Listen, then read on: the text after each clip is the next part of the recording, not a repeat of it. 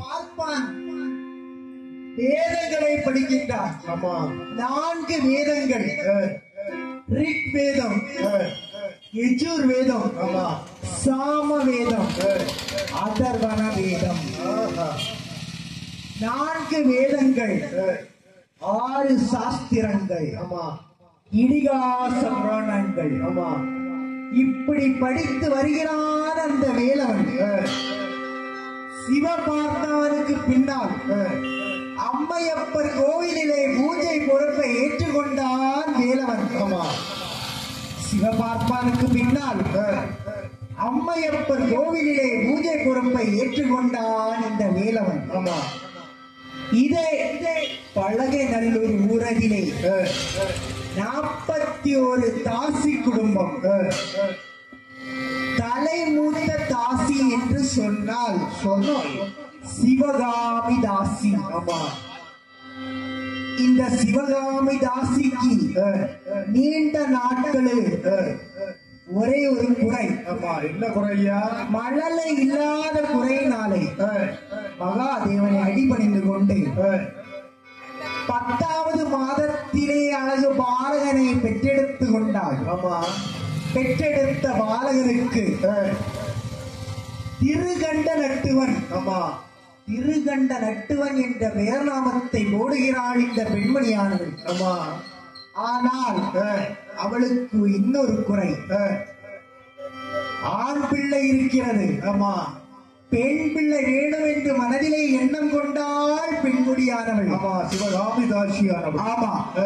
ஆண்டவன் திருவருளாலே 10வது மாதத்திலே பெண் பிள்ளையை பெற்றுக் கொண்டாள். பெற்றெடுத்த அந்த பெண் குழந்தைக்கு லட்சுமி என்ற நாமத்தை போட்டு வளர்த்து வருகிறாள் சிவகாமி.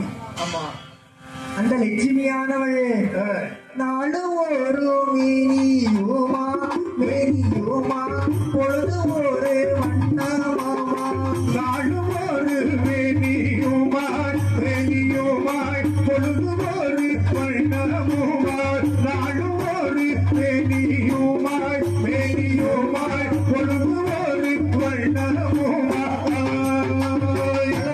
சந்திரனை போலோ சந்திரனை போலோ சந்திரனை போலோ பெண் கொடியாள் கொடியாள் பெண் கொடியாள் சந்திரனை போல் சந்திரனை போல் சந்திரனை போல் சந்திரனை போலோ உடனே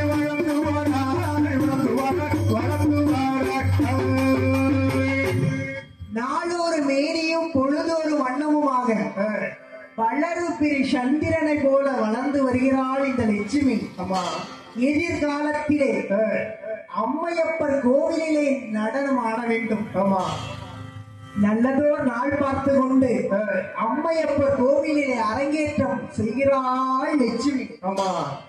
அவள் எப்படி திருநடனம் ஆடுகிறாள் என்று பார்த்தமையானால் ஆடுகின்றாளடி தில்லையிலே அது பாட வந்தேனவள் எல்லையிலே திங்களும் ஆட சுலமும் ஆட பிரிசடை மீதொரு கங்கையும் ஆட ஆடுகின்றாளடி தில்லையிலே அது பாட வந்தேனவள் எல்லையிலே திங்களும் ஆட சுலமும் ஆட